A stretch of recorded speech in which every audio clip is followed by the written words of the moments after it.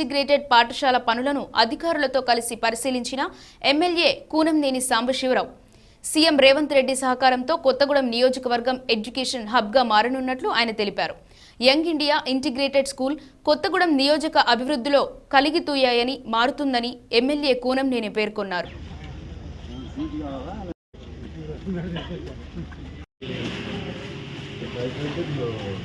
ఇది national highway sir. ఇది 134 senior hostel block 4 number ground floor 5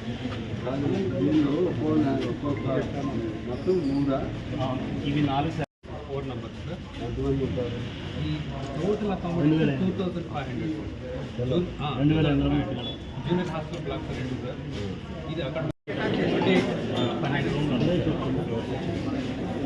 96 మంది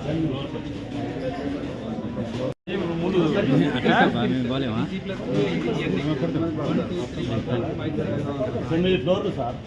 ఒకటి మూడు బ్లాకులు 9 సార్. ఇంకోటి జూనియర్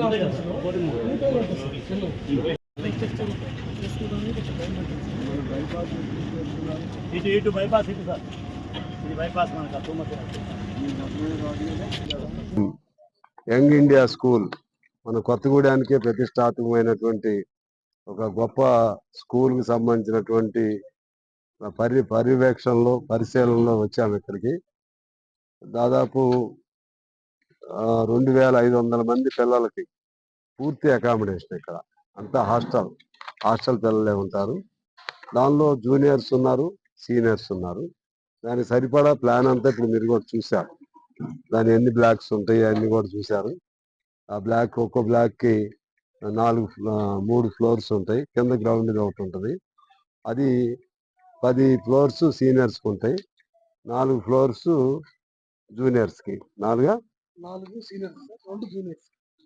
ఫ్లోర్ బ్లాక్స్. నేను చెప్పేట్టుగా ఈ హాస్టల్కి సంబంధించి గ్రామాలలో నుంచే కాకుండా టౌన్లో వాళ్ళకి కూడా ఇది మంచి అవకాశం ఉంటుంది. బాగా పేదవాళ్ళు చదివించుకోవాలని ఇంట్రెస్ట్ ఉండేవాళ్ళు, కార్పొరేట్ స్థాయిలో విద్య కావాలనుకునే వాళ్ళకి ఇది చాలా ఉపయోగంగా ఉంటుంది. అయితే సీట్లు దొరకటం అనేది కూడా కష్టమే అయింది భవిష్యత్తులో. సీట్లు దొరకటం కూడా ఎందుకని ఇంకోటి దీంతో పాటు కేంద్రీయ విద్యాలయం కూడా వస్తుంది మనకి. ఈ స్కూల్తో పాటు కేంద్రీయ విద్యాలయము ఇది. అలాగే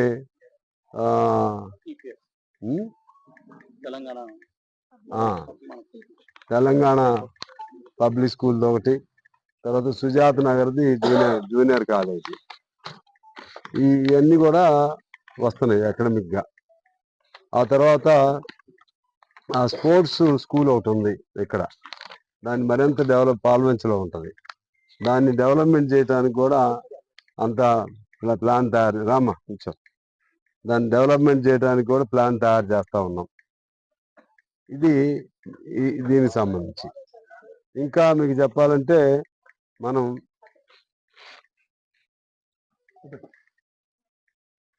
వార్తలు ఇంతటితో సమాప్తం. తిరిగి ప్రసారమయ్యే వార్తల్లో మళ్ళీ కలుద్దాం. అంతవరకు సెలవు. నమస్తే.